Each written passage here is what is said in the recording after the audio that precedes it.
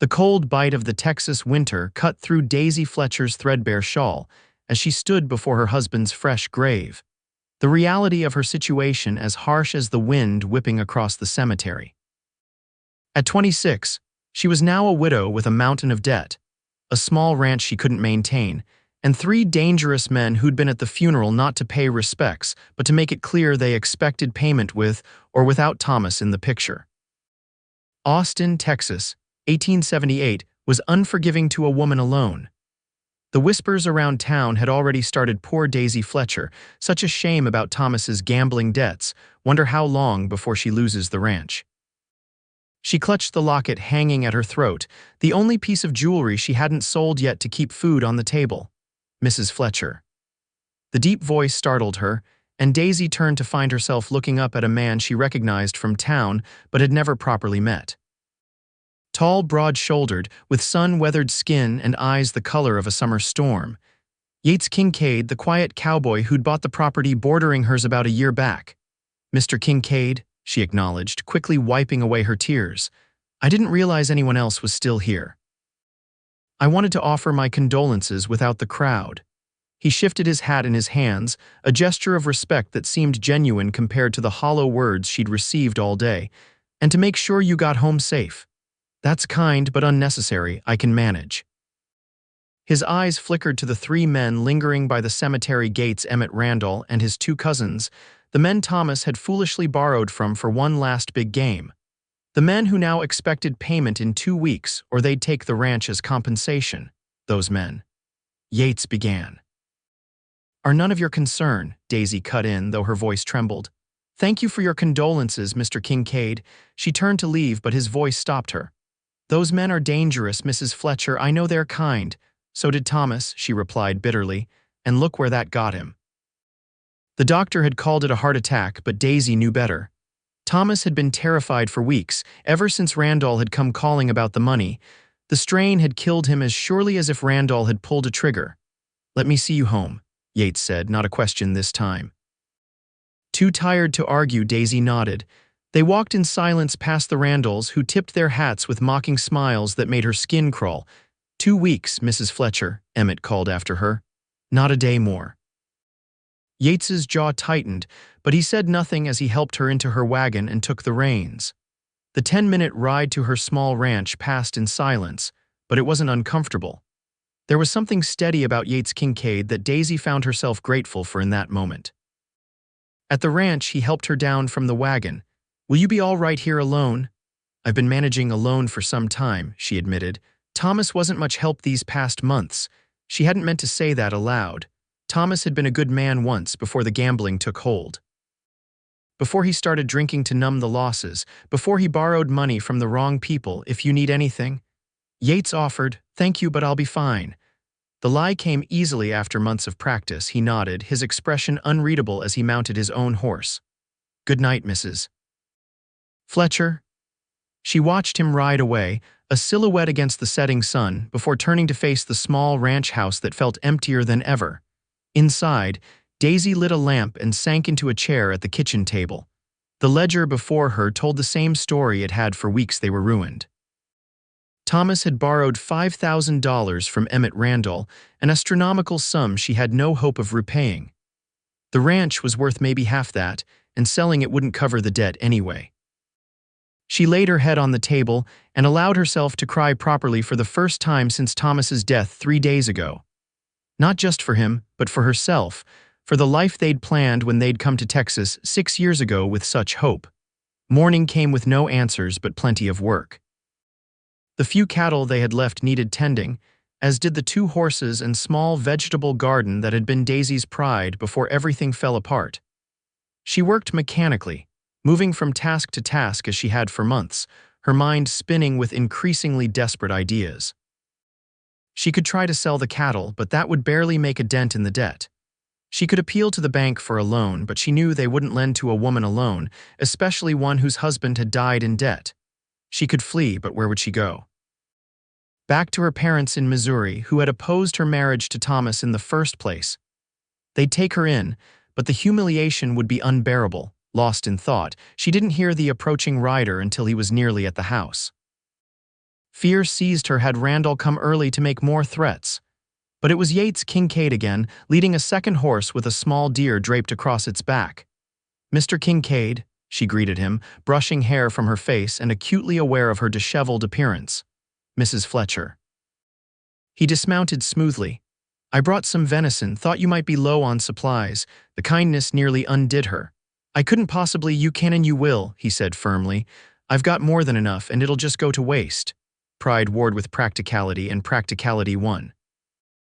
"Thank you," she said quietly. "Would you like to stay for lunch? It's the least I can do." Something like surprise crossed his face before he nodded. "That would be nice. Let me help you with this first." They worked together to dress the deer, a task Daisy had done countless times but was grateful for the help with today. Yates was efficient and respectful, not taking over but working alongside her as if they'd done this many times before.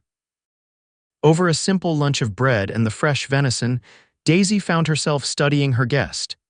He wasn't handsome in the conventional way Thomas had been, with his charming smile and easy manner. Yates was rugged, with a quiet intensity and hands that spoke of hard work. He must have been around 30, with the beginnings of lines at the corners of his eyes that spoke of squinting against the sun. "How long have you been in Austin?" she asked, breaking the silence. "About a year. Bought the Matthews place after working cattle drives for 10 years. Decided it was time to put down some roots."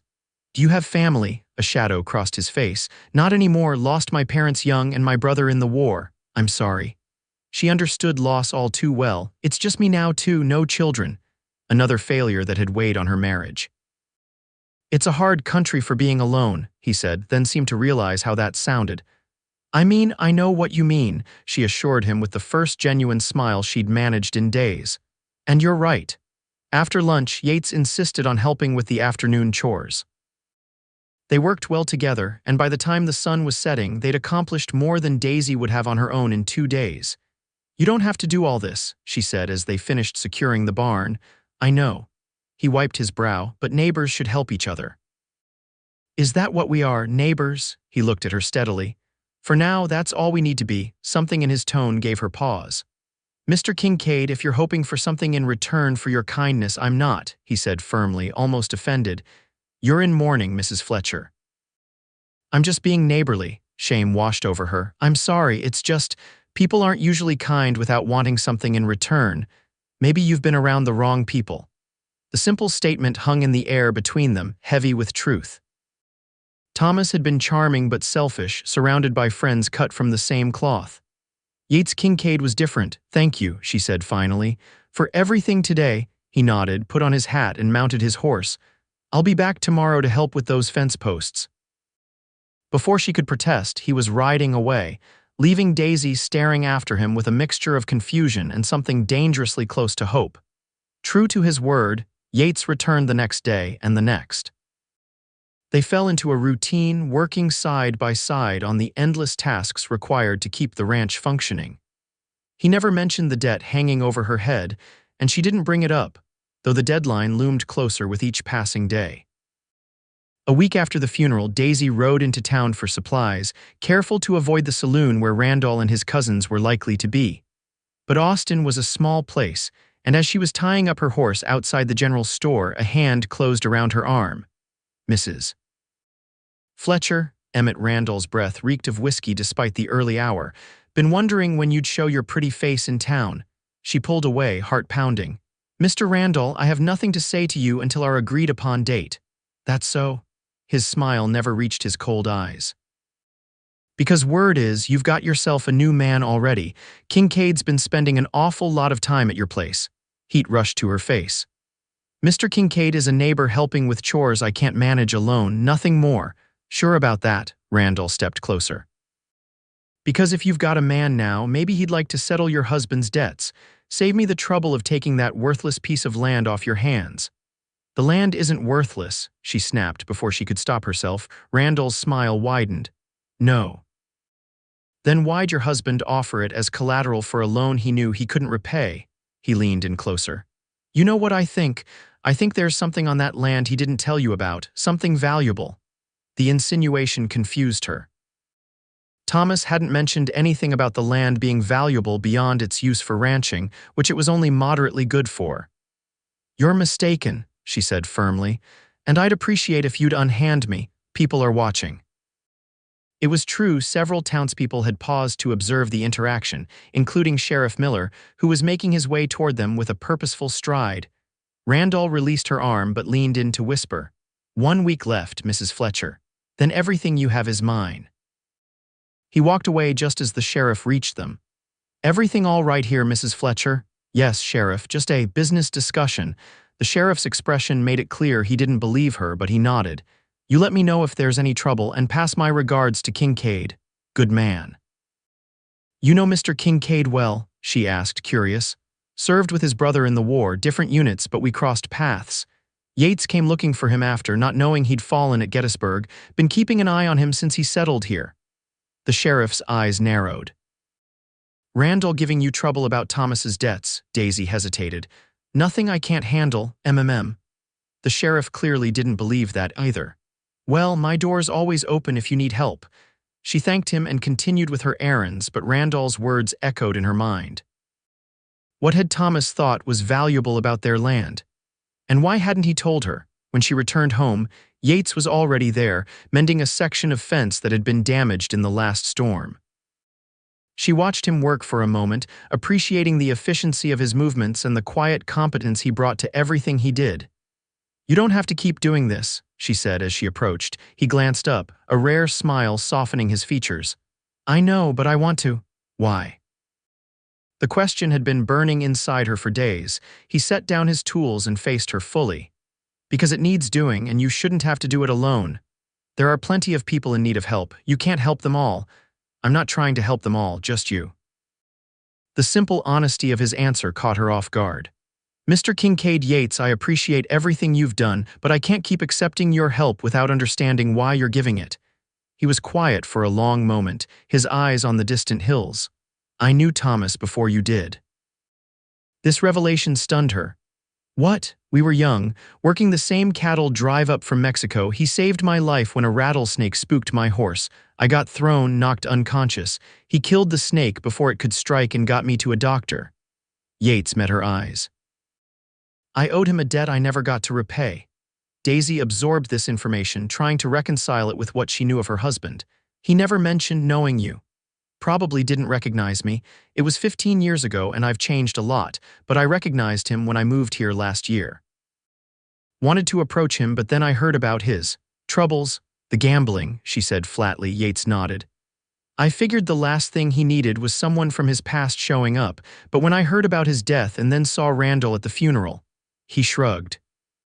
"Seemed like the debt had transferred to you, and this time I could do something about it." It made sense in a way that eased some of her confusion about his motives, but it also raised new questions.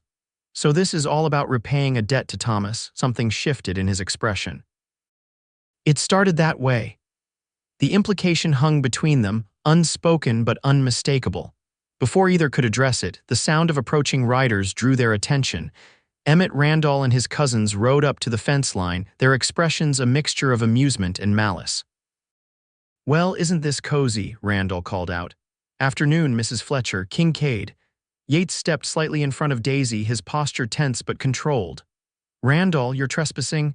"Am I? Seems to me I'm about to own this property, so I'm just taking a tour of my investment." Randall's eyes fixed on Daisy. "Unless you've got my money ready a week early, you know I don't," she said, hating how her voice shook. "Shame," Randall smirked. "Though I might be willing to negotiate terms if you're amenable." The suggestive tone made Yates take a step forward, but Daisy placed a restraining hand on his arm. "The terms were set when my husband made the deal," she said coldly. 2 weeks after his death, you'll get your answer then." "Your husband was a fool who didn't know the value of what he had," Randall snapped, his facade of civility slipping. "But I do, and I'll have it one way or another." He wheeled his horse around and galloped off, his cousins following. "What did he mean about the value?" Yates asked once they were gone. Daisy shook her head. "I don't know. He said something similar in town today, something about Thomas thinking the land was valuable for some reason." Yates's brow furrowed. "Has anything unusual happened on the property?" Any strangers coming around asking questions? No, nothing like that. It's just regular ranchland as far as I know, not particularly good for anything except raising a few cattle. Mind if I take a look around? Maybe there's something Thomas saw that we're missing. They spent the rest of the day walking the property, but nothing stood out as unusual or particularly valuable. By sundown, they were both tired and frustrated. Whatever Randall thinks is here, he's keeping it to himself, Yates said as they returned to the house. Maybe he's just trying to confuse me, make me think there's something worth fighting for when there isn't. Daisy sighed, leaning against the porch railing. In 6 days, I'll lose everything anyway. Yates was quiet for a long moment, his expression unreadable in the fading light. Not if I pay the debt. The words hung in the air between them, impossible and yet real. Daisy stared at him in disbelief. You can't be serious. I am. His voice was steady, his gaze unwavering. I've been saving for years. I have the money. $5,000. She couldn't keep the shock from her voice. Yates, that's a fortune. I can't let you do that. It's my choice to make. But why? Because Thomas saved you once 15 years ago, she shook her head. That's not a fair exchange. Life isn't about fair exchanges. He moved closer, not touching her, but near enough that she could feel the warmth radiating from him. Sometimes it's about doing what's right, even when there's no guarantee it'll work out in your favor. And what would you get out of this? She asked, heart pounding. Nothing, he said simply. I don't want anything from you, Daisy, not the ranch, not. Anything you're not freely willing to give. The implication was clear, and it sent a rush of complicated emotions through her. Grief for Thomas was still fresh, but beneath it was an undeniable attraction to this steady, honorable man who asked nothing in return for his generosity. I need to think, she said finally. He nodded, respecting her space. Take all the time you need, but Randall won't wait forever. As he rode away, Daisy was left with more questions than answers, and a decision that would change the course of her life no matter what she chose. The next morning, Daisy woke early, her mind made up. She couldn't accept Yates's money. It was too much, too generous, with too many unspoken expectations. She would find another way to deal with Randall, even if it meant leaving the ranch and starting over somewhere else. But as she stepped onto the porch with her morning coffee, she froze. Emmett Randall was riding up her drive, alone this time, his expression uncharacteristically serious. Mrs. Fletcher, he called as he approached. We need to talk. She set down her cup, wary but curious. Mr. Randall, he dismounted, keeping a respectful distance from the porch.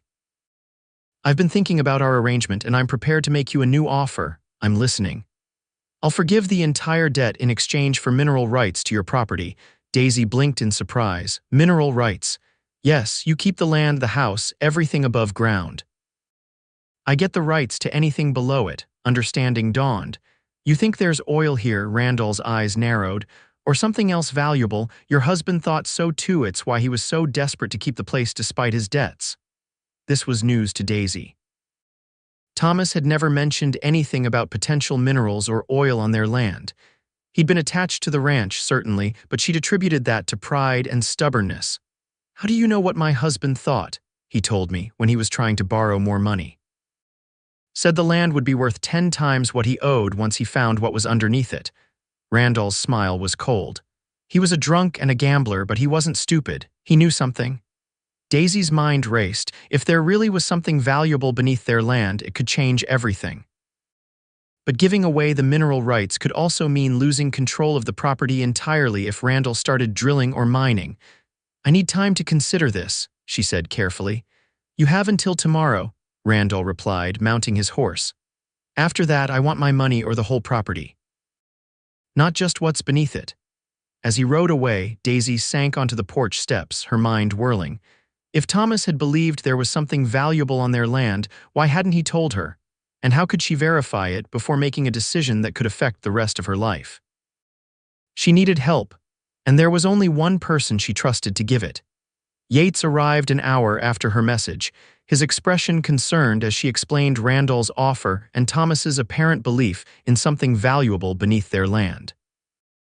Oil has been found in parts of Texas, he acknowledged, but not in this immediate area. And mining?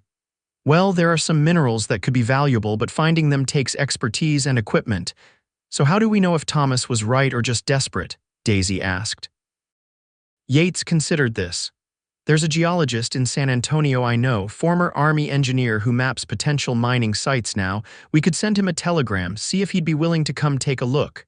But Randall wants an answer tomorrow. Then we stall him, Yates said simply.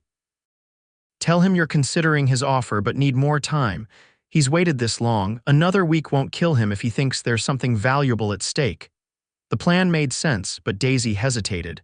Why are you doing all this, Yates? And don't say it's because of a debt to Thomas. This goes beyond that, he met her gaze steadily.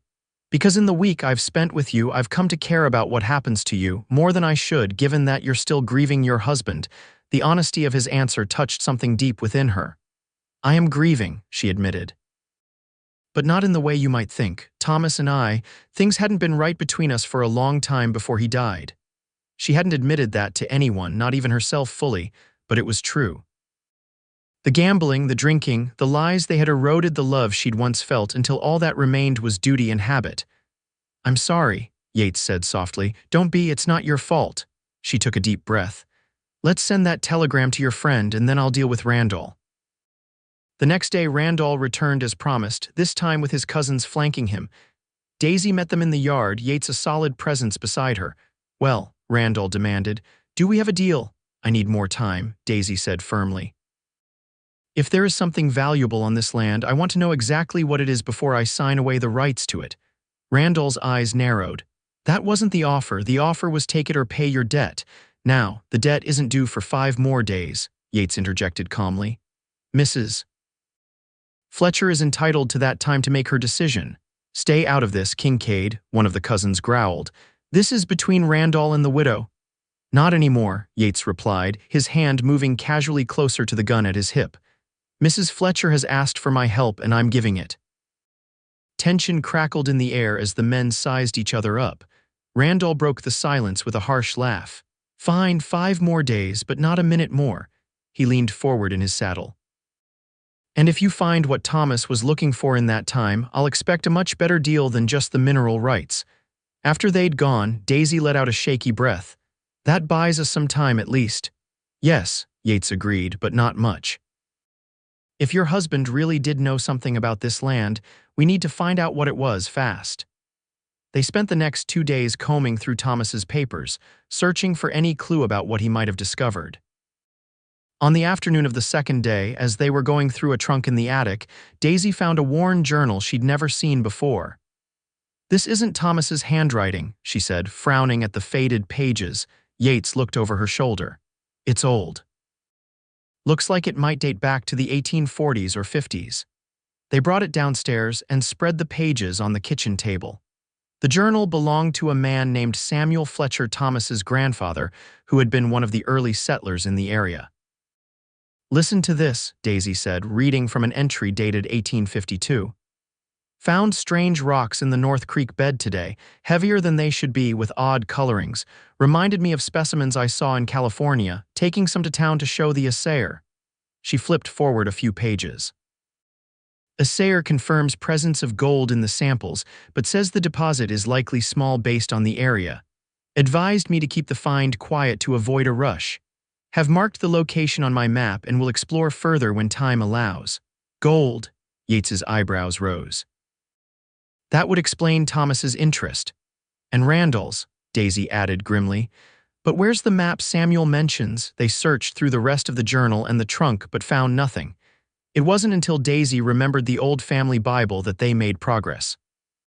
Tucked between the pages of Exodus was a faded piece of parchment with a crude map drawn on it, showing the ranch boundaries and a marked spot near what was labeled as North Creek. Is there a creek on your property? Yates asked. There used to be, but it dried up years ago after a drought, Daisy replied. The bed is still there, though, on the north side of the property. It's mostly overgrown now. They spent the remaining daylight hours searching the dry creek bed, but found nothing that looked like gold or even unusual rocks. As darkness fell, they returned to the house, tired and disappointed. Maybe Thomas was wrong, Daisy said as they sat at her kitchen table, the lamp casting long shadows. Or maybe his grandfather was mistaken about what he found. Or maybe we're looking in the wrong place, Yates suggested. The landscape could have changed in 30 years. Floods, erosion, the creek might have shifted course. So what do we do now? We wait for Dr. Reynolds to arrive from San Antonio. He'll know what to look for better than we do. The geologist arrived the next afternoon, a tall, thin man with spectacles and a perpetually distracted air. He examined the journal and map with great interest, then asked to see the creek bed immediately. They showed him the overgrown gully that had once been a creek, and he spent hours examining rocks and soil samples, occasionally muttering to himself. By sunset, he had reached a conclusion. "There is gold here," he announced, "but not in the quantities your husband might have hoped for. It's what we call a pocket deposit, concentrated in a small area rather than a vein. Valuable, yes, but not a fortune." "How valuable?" Daisy asked, hope rising despite herself. "Doctor Reynolds considered this. "Based on what I've seen, perhaps $10,000 to $15,000 worth if properly extracted, but it would take specialized equipment and expertise." $10,000 was more money than Daisy had ever imagined possessing. It would be enough to pay off Randall and give her a fresh start, but extracting it would be another matter entirely. "How long would extraction take?" Yates asked, echoing her thoughts. "With a small team and proper equipment, a month, perhaps 2.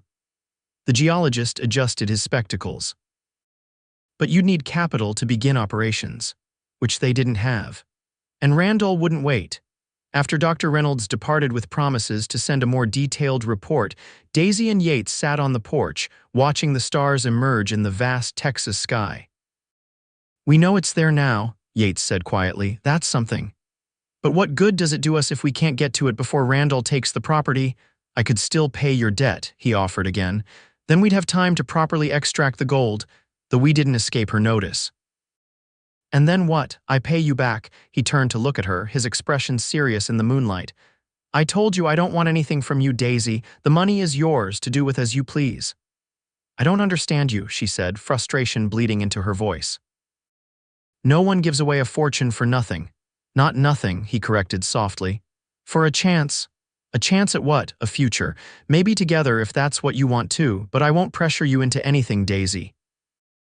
Whether you stay or go, whether you ever feel for me what I'm beginning to feel for you, the choice will always be yours." The words hung between them, honest and vulnerable. Daisy felt something shift inside her, a wall beginning to crumble. "I don't know what I want yet," she admitted. "Everything's happening so fast." "I know." His hand found hers in the darkness, a gentle pressure that asked for nothing more. "But we have to make a decision about Randall soon. Tomorrow's the deadline," she nodded, her mind racing through their limited options. "If you pay the debt, Randall still doesn't know about the gold. He'll think he made a mistake and move on." "Probably," Yates agreed, "but he's a dangerous man if he later discovers he was right." The implication was clear. They would need to be careful, extract the gold quietly, and possibly leave the area afterward. "Let me think about it overnight," Daisy said finally. "Of course." He squeezed her hand once before letting go and standing. "Whatever you decide, I'm with you." As she watched him ride away, Daisy realized that despite everything, the grief, the confusion, the fear, she was beginning to trust this quiet man who asked for nothing but offered everything. That night, as she lay in bed trying to sort through her tangled thoughts, a sound from outside jolted her fully awake. Hoofbeats approaching fast.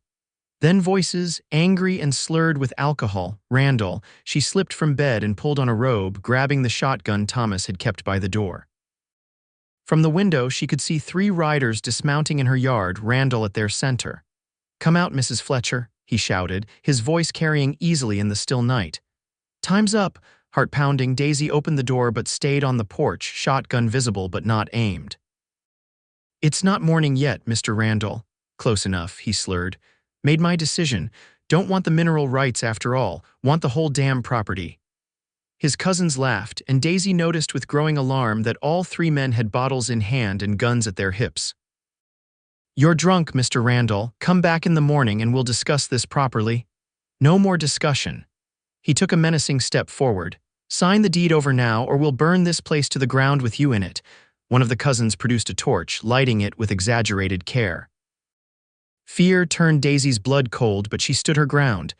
"The sheriff won't take kindly to arson and murder, Mr. Randall. Accidents happen all the time," he replied with a cruel smile. "Especially to widows living alone." She raised the shotgun. "I'm not alone," Randall laughed. Kincaid isn't here to protect you now, woman. Yes, I am. The voice came from the darkness beyond the yard, followed by the unmistakable sound of a rifle being cocked. Yates stepped into the light, his Winchester aimed steadily at Randall. Drop your weapons, all of you. For a tense moment, no one moved. Then Randall's hand twitched toward his pistol. I wouldn't, Yates warned, his voice deadly calm. I was the best shot in my regiment, and I haven't had a drop to drink tonight. You've had several. This isn't your fight, Kincaid, Randall snarled. You made it my fight when you threatened Mrs. Fletcher. Yates moved to stand beside her on the porch, his rifle never wavering. Now, here's what's going to happen. You're going to leave, sleep off the whiskey, and come back tomorrow at noon, sober, and we'll settle this debt once and for all. You don't have the money, Randall scoffed. No rancher does. I have enough, Yates replied evenly. $5,000 as agreed with Thomas Fletcher, not a penny more.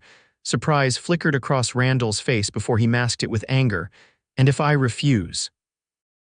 Then the sheriff gets a full accounting of your activities tonight, plus whatever else Mrs. Fletcher might remember about your business dealings with her late husband. Yates's smile was cold. Funny thing about Texas law, it doesn't look kindly on creditors who threaten violence to collect debts. The standoff stretched for another long minute before Randall finally lowered his hand from his gun. Noon tomorrow, he growled. And you'd better have every dollar. They watched as the three men mounted and rode away, their curses fading into the night. How did you know to come back? Daisy asked once they were gone, her legs suddenly weak with relief. I didn't, Yates admitted, lowering his rifle. I couldn't sleep, so I decided to ride patrol, saw them heading this way and got here as fast as I could. He turned to her, concern evident in his eyes. Are you all right? Yes, she said, though she was trembling. Just shaken. You should get some rest. I'll stay, keep watch till morning. You don't have to, I want to, he said firmly. I'm not leaving you alone again until this is over. The simple declaration carried more weight than any flowery profession of devotion. Daisy nodded, suddenly too exhausted to argue. There's coffee in the kitchen, she said. And blankets in the trunk by the sofa if you want to rest. He thanked her, and she returned to her bedroom, though sleep was a long time coming. Morning brought clarity, and with it, decision. When Yates knocked on her bedroom door to let her know breakfast was ready, Daisy had already dressed and packed a small bag. I've been thinking, she said as they sat at the kitchen table, about your offer and Randall and the gold. Yates waited patiently for her to continue. If you pay the debt, we can stay and extract the gold together, partners. She met his gaze steadily. I'll repay your investment plus half of whatever profit we make. And after that, the question was loaded with unspoken meaning. After that, when the debt was paid and the gold extracted, what then? Would she stay or go? Would they remain just partners or become something more? After that, Daisy said carefully, we'll see where we stand. I can't promise more right now, Yates. He nodded, understanding in his eyes. Partners then, for now. The agreement settled, they prepared for Randall's arrival. Yates retrieved the money from his ranch, $5,000 in cash, the savings of 10 years of hard work. Daisy watched him place it on the table with a mixture of awe and guilt. You're sure about this? She asked one last time. Never been more sure of anything, he replied simply. Randall arrived at noon exactly, looking considerably more sober than the night before. His cousins hung back, watching warily as Yates counted out the money on the porch table. $5,000. Yates said, pushing the stack toward Randall. Thomas Fletcher's debt paid in full. Randall's eyes narrowed as he counted the money himself. Why are you doing this, Kincaid? What's your angle? No angle, just helping a neighbor. Bullshit. Randall looked between them, suspicion plain on his face. You know something about this land. What is it? Gold, oil. The only thing I know, Yates said evenly, is that Mrs. Fletcher deserves a fresh start without your threats hanging over her head. Randall finished counting, seemingly satisfied the amount was correct. This doesn't end here, you know. I'll find out what's so special about this place. There's nothing special about it, Daisy interjected. Just a small ranch that's barely breaking even, but it's mine and I intend to keep it that way. Something in her tone must have convinced him, or perhaps it was the substantial amount of money in his hands. Either way, Randall pocketed the cash with a final warning. Keep your eyes open, both of you. Austin's a small place and I've got a long memory. They watched him ride away with his cousins, the weight of his threat lingering like storm clouds on the horizon. "He'll be back," Yates said quietly. "I know, but by then we'll be ready for him." Daisy turned to face the man who had just saved her home and possibly her life. "Thank you, Yates. I'll repay every cent, I promise. I know you will." His smile was gentle, with none of the expectation or demand she'd grown accustomed to seeing in men's eyes. "But there's no rush. We have time now." Time. It was a luxury Daisy hadn't had in months, always scrambling to stay one step ahead of creditors, of hunger, of despair.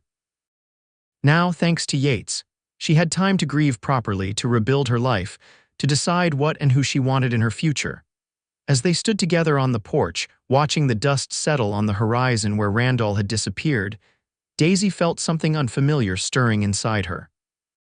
Not love, not yet, it was too soon for that, but possibility. And for now, that was enough. The following weeks brought a new rhythm to Daisy's life. With Yates's help and Dr. Reynolds's guidance, they began the careful work of extracting the gold from the dry creek bed. It was hard, dirty work, but satisfying in a way that nothing had been for a long time. They set up a small sluicing operation, discreet enough not to attract attention but effective for separating the gold from the surrounding soil and rock. Dr. Reynolds visited weekly, bringing supplies and offering advice, while taking a small percentage as his fee. By the end of the first month, they had extracted nearly $3,000 worth of gold, not a fortune, but a significant start. Daisy insisted on beginning to repay Yates immediately, though he protested it wasn't necessary yet. "At least take back what we've found so far," she argued one evening as they sat on her porch, tired but satisfied after a day's work. "You've put your entire savings into this venture. You should see some return." "That wasn't the agreement," he reminded her gently. "Partners share the profit after the work is done." "But Daisy," he covered her hand with his, the gesture becoming more natural between them with each passing day. "I don't need the money right now. What I need is to know you're secure, that Randall can't threaten you again." His concern touched her deeply. In the weeks they'd worked together, Daisy had come to rely on Yates's steady presence, his quiet strength, his unwavering support. And somewhere along the way, reliance had begun to shift into something deeper. "You've done so much for me," she said softly, "more than anyone ever has." "That's not saying much, considering the men you've known," he replied with a hint of a smile. She laughed, the sound surprising her with its ease. "True enough, Thomas was charming when he wanted to be, but never dependable, and my father." She trailed off, old wounds surfacing briefly before she pushed them away. "Let's just say he had high expectations that I never quite met." "Their loss," Yates said simply. "You're the strongest person I know, Daisy Fletcher." The compliment warmed her more than it should have. "Even though you had to rescue me from Randall, especially because of that. You stood your ground against 3 armed men with nothing but a shotgun and your courage. Most men I know would have faltered." They sat in comfortable silence for a while, watching the sunset paint the Texas sky in vibrant oranges and purples. In moments like these, Daisy could almost forget the circumstances that had brought them together: Thomas's death, the debt, the gold. Almost, but not quite. "Do you think Randall will cause more trouble?" she asked, voicing the concern that had lingered at the back of her mind. Yates considered this. "Possibly. He's not the type to let go of a grudge easily, but as long as we're careful with the gold extraction, keep it quiet, he shouldn't have reason to suspect anything. And when we're done, when all the gold is extracted, then we have options." He turned to look at her, his expression serious. "You could sell the ranch, move somewhere new, start fresh." The thought should have been appealing, a clean break from the painful memories this place held, but surprisingly, Daisy found herself reluctant to consider leaving. "And what about you?" she asked. "What will you do when this is over?" Something vulnerable flickered in his eyes. "That depends on you." The implication hung between them, unspoken but clear. Yates was waiting for her, giving her time and space to decide if there could be a future for them together. The realization sent a wave of emotion through her, complex and overwhelming. Before she could respond, the sound of approaching riders broke the moment. Both tensed, Yates's hand moving instinctively to his side arm, but it was Sheriff Miller who rode into view, accompanied by a deputy. They relaxed slightly, though the sheriff's grave expression suggested this wasn't a social call. "Evening, Mrs. Fletcher, Kincaid." The sheriff dismounted, removing his hat. "Hope I'm not interrupting." "Not at all," Daisy replied, standing to greet him. "Is something wrong?" "Could be." The sheriff glanced between them. "Got word that Emmett Randall's been asking questions around town about mining operations and gold deposits in the area. Thought you should know." Yates and Daisy exchanged a concerned look. "Any particular reason you thought we needed this information?" Yates asked carefully. Sheriff Miller's eyes crinkled slightly. "Let's just say I've noticed you two spending a lot of time down by that old creek bed, and I remember Samuel Fletcher's stories from when I was a boy." So the sheriff knew, or at least suspected, what they were doing.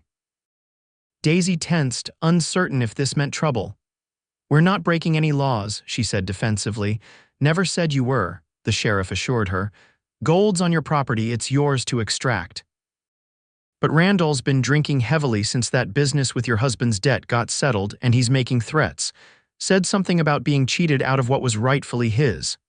"The debt was paid in full," Yates said firmly. "Every dollar Thomas owed. I don't doubt it." The sheriff replaced his hat. "Just thought you should be on alert. Randall's gathering men, not just his cousins this time, talking about taking what's his by force if necessary." The warning sent a chill through Daisy. "You think he'll come here? Can't say for certain. But I'd keep a watchful eye if I were you." The sheriff mounted his horse.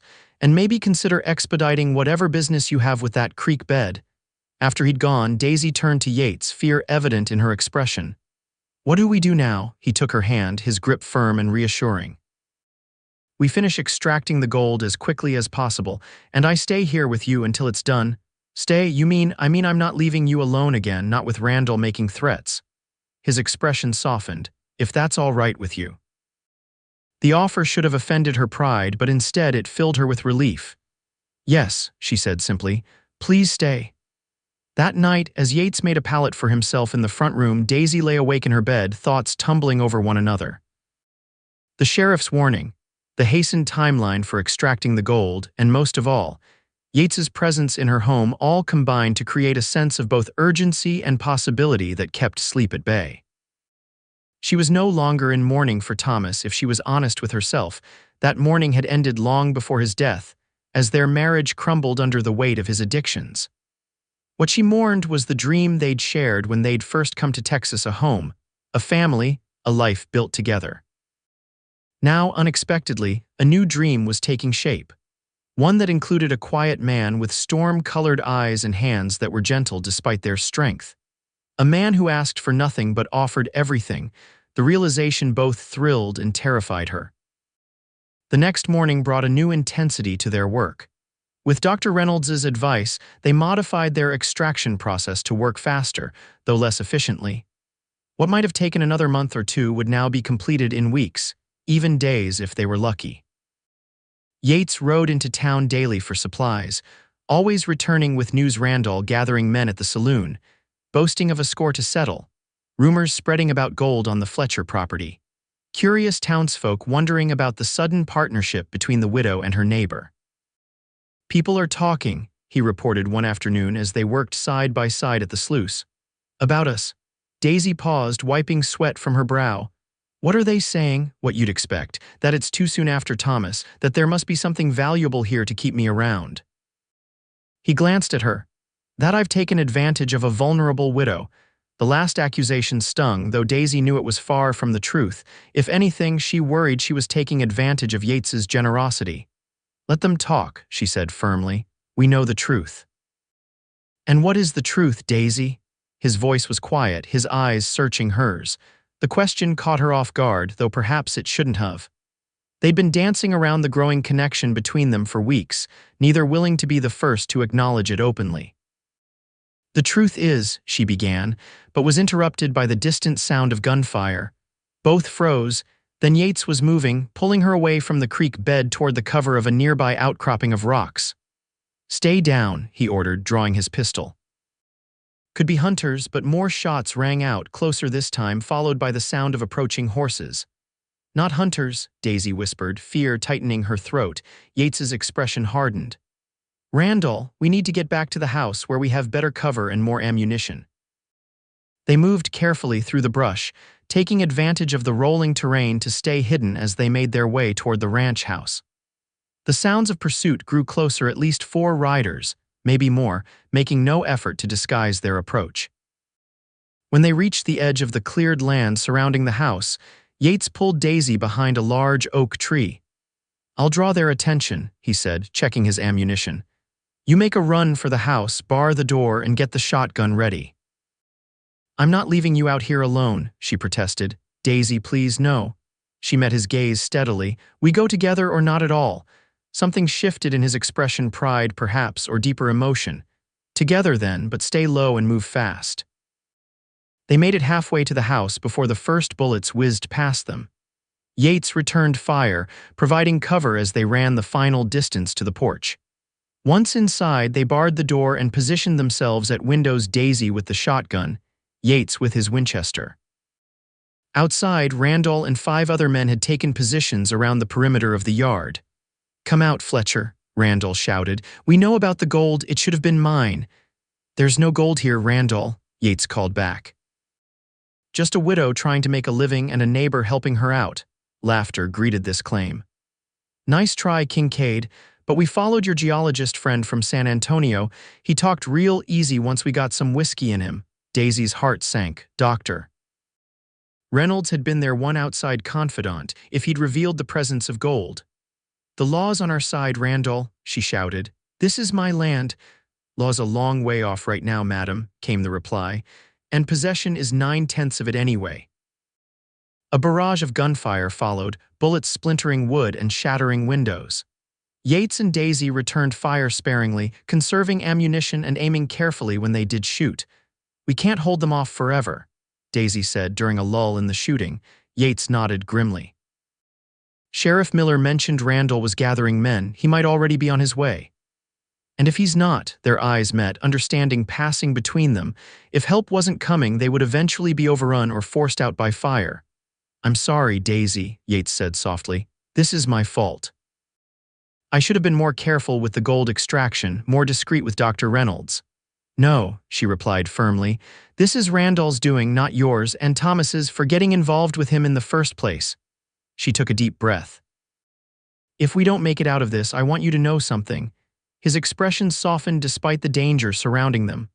"What's that?" "You asked me what the truth is about us. The truth is, I've come to care for you, Yates, more than I thought possible after everything with Thomas." She met his gaze steadily. "And if we survive this, I want to see where that could lead." A smile briefly illuminated his features before another volley of gunfire drew their attention back to their precarious situation. "Then we'd better survive," he said, determination replacing fear in his voice, "because I've been waiting to hear those words for weeks." The standoff continued as afternoon stretched into evening. Randall and his men made several attempts to rush the house, but well-placed shots from Yates and Daisy drove them back each time. Their ammunition was running low, however, and Daisy could see Yates calculating their remaining chances. As dusk fell, the attack suddenly intensified, bullets raining down from all directions. Daisy and Yates were forced to take cover on the floor as windows shattered and wood splintered around them. "They're making their move," Yates said grimly. "Get ready." But instead of the rush they expected, the gunfire abruptly ceased, replaced by shouts of alarm and the thunder of approaching horses. "What's happening?" Daisy whispered, crawling to a window to peer out cautiously. In the fading light, she could see new riders entering the yard, at least a dozen, led by Sheriff Miller. Relief washed over her as she realized help had arrived. "Drop your weapons," the sheriff's voice boomed across the yard. "You're surrounded." For a tense moment, it seemed Randall might resist, but faced with superior numbers and the authority of the law, he and his men eventually surrendered. Daisy and Yates emerged from the house cautiously, guns still ready but lowered. Sheriff Miller approached them, his expression a mixture of relief and exasperation. "Thought you might need some assistance. Town's been buzzing with rumors all day about Randall planning something big out here." "Thank you," Daisy said sincerely. "If you hadn't come when you did." The sheriff nodded, understanding. "Well, these boys will be spending some time in my jail. Attempted murder, destruction of property, plenty of charges to keep them occupied for a while." As the deputies led Randall and his men away, the defeated man shot Daisy and Yates a venomous look. "This isn't over," he spat. "Gold or no gold, you made an enemy today." "An enemy in jail isn't much of a threat," Sheriff Miller remarked dryly, leading him away. Left alone in the yard, Daisy surveyed the damage to her home: broken windows, bullet holes in the walls and porch. It would take time and money to repair, but the house still stood. They still stood. "Are you all right?" Yates asked, gently examining a cut on her cheek from flying glass. "Yes." She caught his hand, holding it against her face. "Thanks to you again." His eyes searched hers in the gathering darkness. "You meant what you said in there about us? Every word." With newfound courage, she stepped closer to him. "I don't know what the future holds, Yates. There's still the gold to extract, the house to repair, Randall to deal with legally. But I know I want to face it all with you beside me, if you'll stay." "Wild horses couldn't drag me away," he said simply, and then he was kissing her, his arms pulling her close as if he'd been waiting a lifetime to do so. In that moment, with the Texas stars appearing overhead and the warmth of Yates's embrace surrounding her, Daisy felt something she hadn't experienced in years: hope. Not just for survival or financial security, but for happiness, for love. The road ahead wouldn't be easy. There was still gold to extract, a ranch to rebuild, and the lingering threat of Randall even from behind bars. But for the first time since Thomas's death, perhaps, even before, Daisy wasn't facing the future alone. And that made all the difference. In the months that followed, life took on a rhythm Daisy had never experienced before: steady, predictable in the best ways, yet filled with moments of unexpected joy. She and Yates completed the gold extraction, eventually recovering just over $12,000, worth enough to repay his investment, repair the ranch house, and set aside a comfortable nest egg for the future. Randall and his men were sentenced to 7 years in the state prison for attempted murder and destruction of property. The threat he posed wasn't entirely eliminated. He still had connections in Austin and would eventually be released, but the immediate danger had passed. Yates officially moved to Daisy's ranch after they were married in a small ceremony in the town church, 6 months after the shootout. Sheriff Miller stood as witness, along with Dr. Reynolds, who had profusely apologized for his loose tongue under the influence of Randall's whiskey, and a few of Yates's friends from his cattle drive days. The wedding was simple but joyful, a celebration not just of their union but of survival against the odds. As they exchanged vows, Daisy reflected on the strange, winding path that had led her to this moment: Thomas's gambling, his death, the debt, the gold, and most of all, the quiet cowboy who had paid a debt without asking for anything in return. "I never thought I'd find happiness again," she admitted to Yates as they danced slowly on their porch that evening, the stars overhead and the sounds of their friends celebrating drifting from inside. "After everything with Thomas, I thought that part of my life was over. And now?" he asked, his arms secure around her waist. "Now I know it was just beginning." She rested her head against his chest, feeling the steady beat of his heart. "Thank you for not giving up on me, even when I was too afraid to see what was right in front of me." "I would have waited as long as it took," he said simply, the words a testament to the steadfast nature that had drawn her to him in the first place. Life settled into a pleasant routine after that. They ran the ranch together, expanding the cattle herd and making improvements to the property with the gold money. Yates's quiet competence complemented Daisy's determined spirit, creating a partnership that went beyond romance to true companionship. A year after their wedding, their first child was born, a son they named Samuel, after the grandfather who had discovered the gold that had indirectly brought them together. As Daisy watched Yates hold their newborn with gentle wonder, she marveled at how completely her life had transformed from despair to abundance in such a relatively short time. "He's perfect," Yates whispered, carefully tracing their son's tiny features with one finger. "He is," Daisy agreed, exhausted but happier than she'd ever been. "And he'll grow up knowing exactly what kind of man his father is." "What kind is that?" Yates asked, his eyes never leaving the baby's face. "The kind who pays a stranger's debt expecting nothing in return. The kind who stands by a woman when the whole town is gossiping about her. The kind who faces down armed men to protect what matters." She reached for his hand. "The best kind." He met her gaze then, emotion clear in his eyes. "I got far more in return than I ever gave, Daisy." You and Samuel, you're everything I never thought I'd have." As Samuel grew, so did their family and their ranch. 2 years later, they welcomed a daughter, Elizabeth, with Yates's storm gray eyes and Daisy's determination. The Fletcher Kincaid Ranch became known throughout the county for its fine cattle and the fair dealings of its owners. Emmett Randall was released from prison after 5 years for good behavior, but contrary to their fears, he never returned to Austin.